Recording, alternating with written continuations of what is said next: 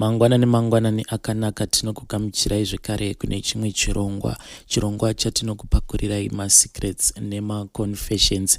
Regai tibva tapinda mumaconfessions edu emuzuva ranhasi.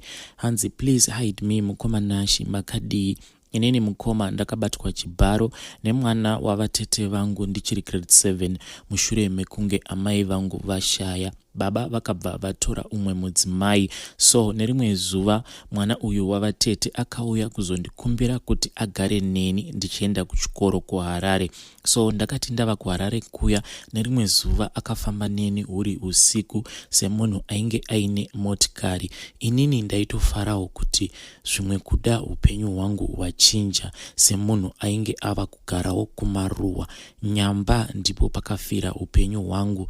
Ndakabatwa Chibharo usiku hwacho, ndokubva ati kwandiri ukangotaura chete pako pakuperera. Nekuda kwekufunga kuti zvimwe kuda ndinokwanisa kuzokuvadzwa, ndakabva ndanyarara. Apawo kumba kwainge kuine umwe mudzimai aiva stepmother aitoabusawo vana kuburikidzawo neni since ainge ari wechipiri, iye ainge asinawo vana. Zvino mwana wava Tete Vangu uyu akazoshaya nechirwere.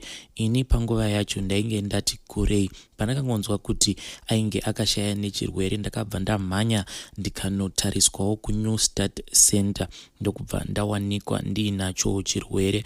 Zvino ndava kutonwa mapiritsi, but moyo wangu unogara uchichema, kushungurudzika. Ndinoita se ndakatoiswa munyama naye, cause handina kana chakanaka chandinokwanisa kuita, uye nanhasi hapana kana wandakaudza mumhuri.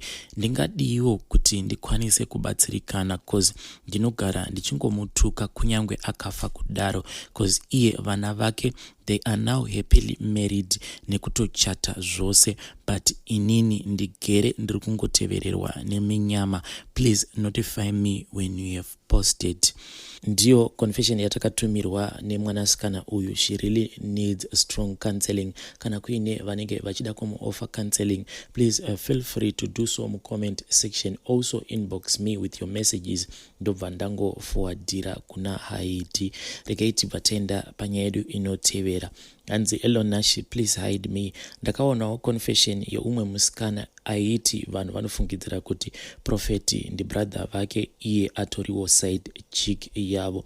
Nashi, inini ndiri musikana ane 27 years, ndinodanana naprofeti. Zvakaitika ndezvekudai, profeti vakandipa prophecy kuti ndiri kuona uri kuGermany nechikoro. Ndikabva ndati zveshuwa here, nekutiwo ininiwo ndaifanira kuti ndizoendawo kuGermany, asi mari ndiyo yainge ichiramba kubatika.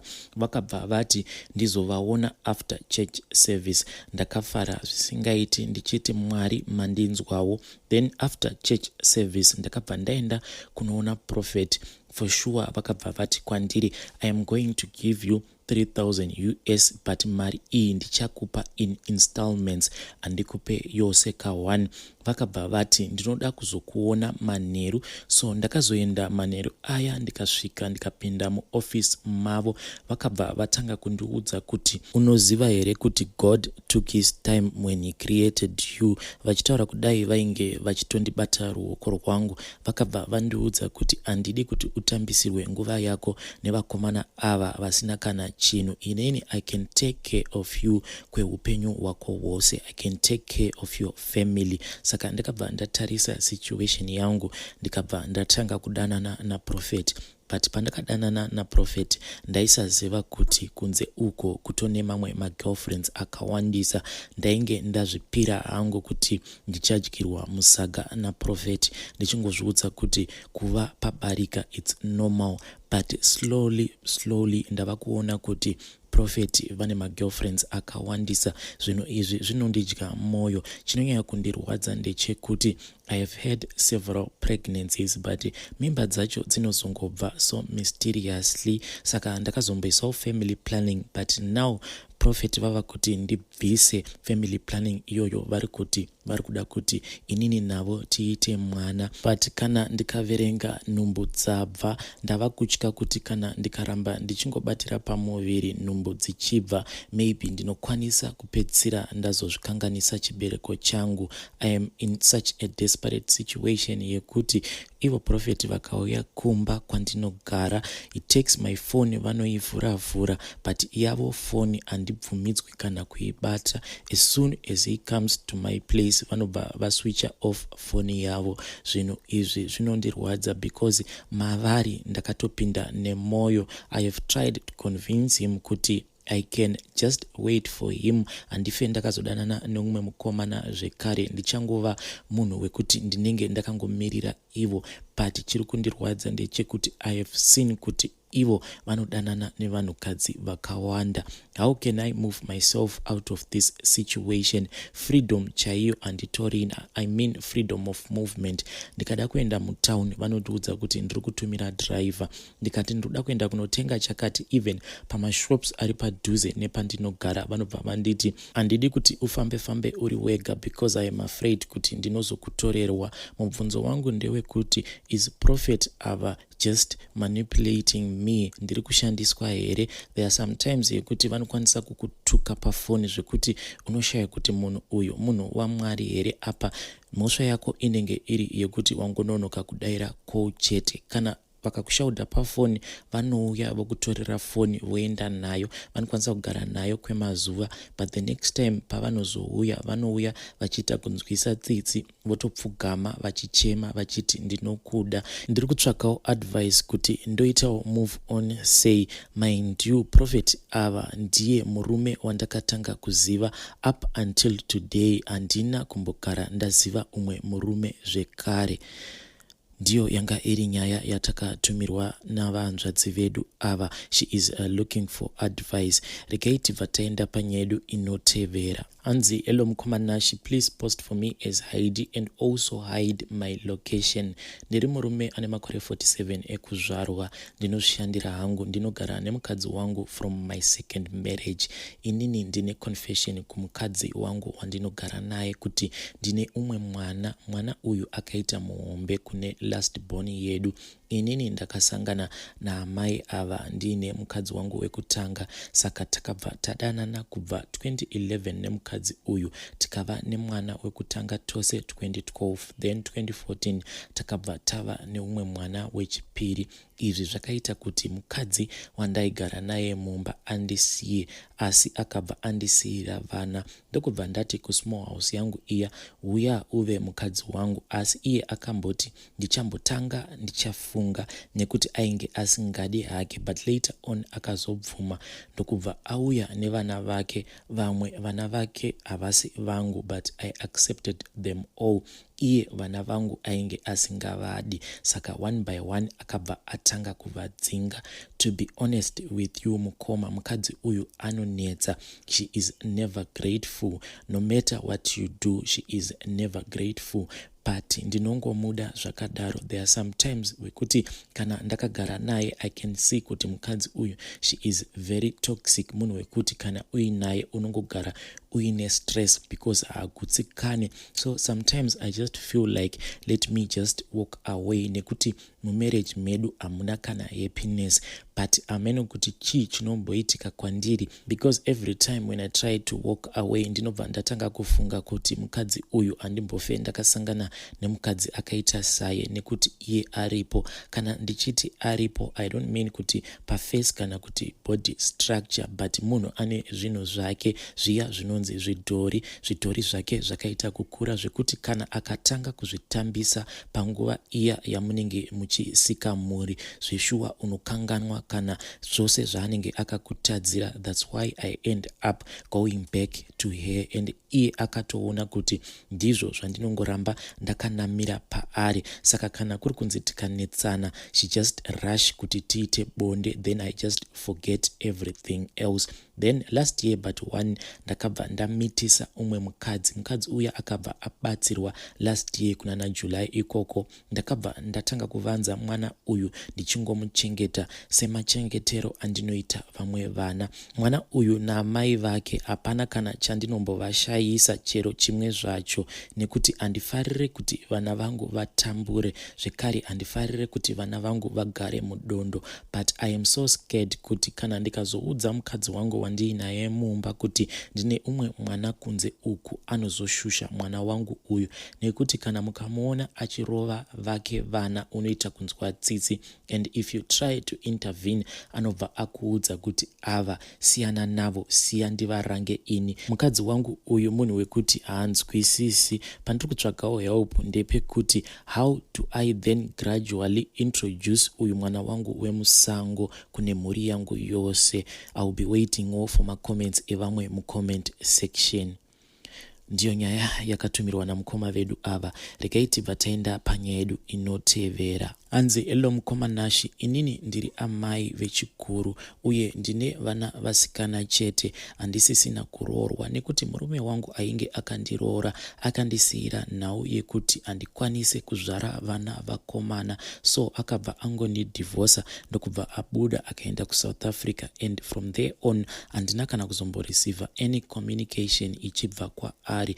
Zvino kubva kwakaita murume wangu, upenyu hwangu wakabva waita kundiomera, nekuti ndainge ndajaira kuti dedi mumba hamusisina kana chakati. Ndaiva mukadzi uya wekuti ndaingozvigarira pamba murume achishanda, and ainge akandijaidza kuti hakushandwe, unongomirira mari yemurume. So murume wangu paakaenda upenyu hwakaoma kusvika pastage yekuti ndakashaya kana chekupa vana. Ndakabva ndatanga kupinda mubhawa kuti ndikwanise kuriritira vana. Ndaiuya nezvikomba, vana ndobva ndavati vabude panze, kunyange kuchinaya ndaingoti budai panze endai munogara pavheranda, nekuti zvaisabvira kuti nditi munhu aende nekuti kwanaya. Ndaizvibvunza kuti ko kana ndikadhismisa munhu uyu ko mari inozobva nekupi yekuti vana vangu vakwanise kudya. Asi mukoma nashi, chinondirwadza ndechekuti simba rangu rakaendera pasina, nekuti vana vangu vose ava hapana kana 1 akakwanisa kupasa even form 4 zvayo. Vana ava havana kana kumbogara vandinzwira tsitsi nezvese zvandakaita kuti vakwanise kusvika pavava nhasi. Vose vakazongotevedzera unhu uhu hwekupinda mubhawa. Vava kutoona sekunge chihure chiri nani ndiwo upenyu hwakanaka. Chinondirwadza ndechekuti vanotorana vose voenda kubhawa, but sometimes vanokwanisa kudzoka vava kusawirirana vatorerana zvikomba. Iye zvino vanonzwirana godo kuti uyu atorwa nemunhu ane mari, vanotoita sekunge vachaurayana. Pamba hapana kana rugare. Vana vangu ndinoedza kuvatsiura, asi kunyanya last born yangu iyi, mashoko anobuda mumuromo mayo unotoshaya kuti anenge achimbobva kupi. Anokwanisa kungokuti zvava kuvava nekuti zvava kwasalt. Pamainakirwa nechipfambi makadii kuzvitsiura? Imhosva here kuti mileage yenyu yafamba? Tisiyei tiitewo kamunamato kedu. Veduwe, inini handina kupinda mumabhawa nekuda, asi nhasi mhosva dzangu dzinonditevera. Chandakadya ndinonzwa sekunge chava kundimukira. Kuuyawo pano inhau yekuti ndiri kukumbira kuti ndovatsiurawo sei kuti vakwanise kunditeererawo. Iyi ndiyo yanga iri confession yakabva kuna mama vari kusangana nesituation yakaoma. Ndichitaura navo pamavoice note, she sounded so depressed. Vadiwa vateereri vari kutsvakawo maadvices, if we could maikwanisa kuvabatsira mucomment section. Regai tibva taenda panyaya yedu inotevera. Hanzi hello mukoma nashi, please post for me. Ndiri kutsvakawo rubatsiro. Nyaya yangu iri pakuti baba vanondizvara vakamboshandira umwe munhu aiva neshop. Shop iyi yaitengesa building material, saka vakambobatiswa building material neimwe hama, but hama iyi it was a distant relative. So baba vakabva vatora mari iya vakadya mari iya yose, havana kana kumbotenga any building material kusvika pakuti muridzi akabva ashaika, but hanzi paakashaika ainge achingokumbira zvinhu zvake, saka zvakabva zvangorova zvakadero kusvikawo baba vangu vazoshaya. Saka problem yakazotanga izvezvi. Problem ndeyekuti mwana wangu first born ava kuita semunhu anomboita pfari, anokwanisa kungogwina odonha pasi, but chinonetsa ndechekuti kana tikafamba tikaenda kuhospital vanoti mwana uyu haana dambudziko repfari. Zvinhu izvi hazviwanzokuitika mupublic. It's only one time panakangonzwa kuti akambodonha kuchikoro. Most of the times anongozviita kana tiri mumba, maybe tinenge takatogara hedu tichiona TV, mwana anongotanga kugwina akagara pasofa obva atodonhera pafloor. Pekutanga mukadzi wangu aimbochema, but unochema kusvika wanyarara, mwana anenge akangoti zii, akaita kuruma mazino ake. Now mwana ava kutoita zvekumanifesta, anotoita zvekutaura, anenge achiita kunge ari kusvikirwa, but mashoko anongobuda mumuromo make anongoti ndinoda zvinhu zvangu zvakatorwa nababa venyu. Takambozama kuronda kunobva hama yedu iya ndokubva tawana mwana wavo, but patakasvika pamusha apa ivo vakangoti isu hatizvipindi nekuti makatishayisa pekugara. Saka ndakandichikumbirawo rubatsiro kana kuine munhu anokwanisa kugadzira kuti mwana wangu ave back to normal, nekuti nyaya iyi yekuti anosvikirwa iri kumunetsa zvisingaiti. What hurts me the most ndezvekuti mwana wangu he was born to be a sports person, munhu wekuti aifarira masports zvisingaiti, but for now ndakatombomisa nenhau yekuti ndinotya kuti zvinhu izvi zvikazomubata in the middle of his sports activities anokwanisa kuzokuvara. My wife is going into depression nekuda kwesituation iyi. Kana kuine anokwanisa kundibatsira, please, ndiri kukumbirawo rubatsiro. Ndiyo yanga iri nyaya yakabva kuna Haidi. Rekaiti pataenda panyedu inotevera. Hanzi elo mukomanashi, please post for me makaviga chitupa changu. Inini ndiri mukadzi, I am happily married. Ndine makore 28 ekuberekwa. Zvakaitika ndezvekuti ndakaita nhumbu. So kuita kwandakaita nhumbu, it was because of peer pressure. Ndakawana influence kubva kuma friends angu kuti ndiite zvemashuga daddy, neniwo ndikabva ndabvuma. I was too naive zvekuti dzimwe nguva ndainge ndava kusamboshandisa any protection apa, ndainge ndisina kumboisa hangu family planning. So ndakazoti ndava nenhumbu, amai vangu vakabva vatanga kususpecta. At that time my mother was still alive. Vakabva vatenga pregnant test, asi inini ndokubva ndati andikuda kunoitira wet mutoilet. Pandakasvika mutoilet ndakabva ndangodira mvura instead of kuwetera mupregnancy test iya. Zvadaro ndakabva ndadzoka nepregnancy test kuna mama, ndokubva ndavarakidza kuti mama honai handina kana nhumbu, because pregnant test yainge yabuda iri negative. Amai vangu vakafara zvisingaiti. Zviya zvekunzi nhumbu inonetsa, nhumbu inorutsisa, unenge utori pa-free mode, unenge uri parugare. Kana zvinhu zvakapresa mimba unoita yekukontrola. Ndaiti kana ndikadya ndikanzwa kuti chikafu chava kuda kudzoka, ndaipretenda sekunge ndikuda kumbobuda panze kuti ndiende ndinoita mamwe mabasa.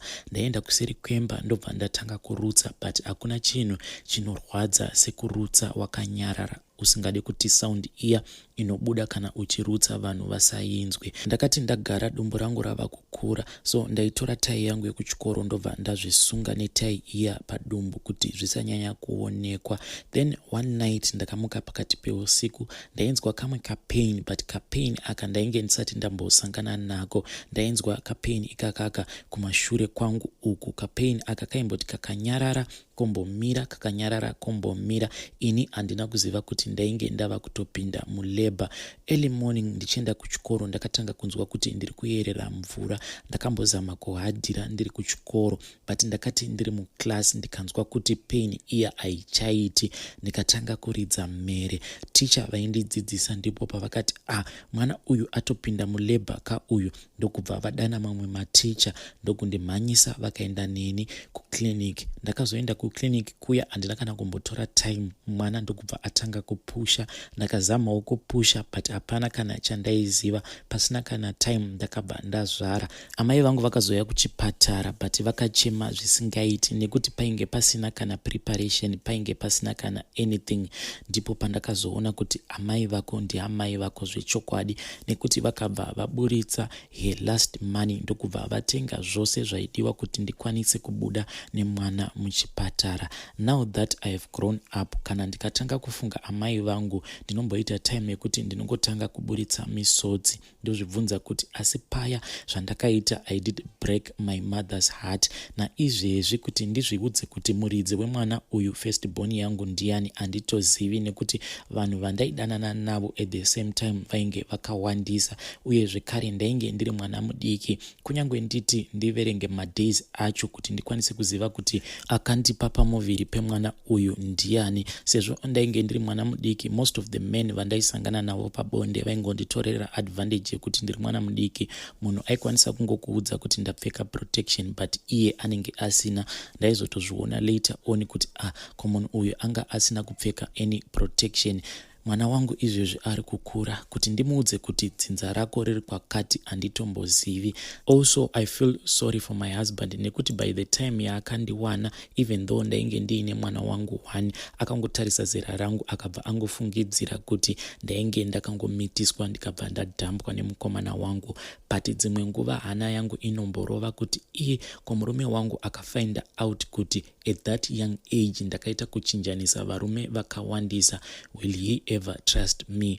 Also pandiri kuda kubvunza ndepekuti is there any way yekuti ndikwanise kukumbira amai vangu ruregerero, even though she has since passed on. I have this guilty feeling inongoramba iri mandiri, it doesn't want to go away. Ndiri munhu wekuti kana ndikangofara ndinobva ndatanga kusuwa, ndotanga kufunga amai vangu, nekuti by the time yandakazoroorwa ndikachata amai vangu vainge vatoshaika.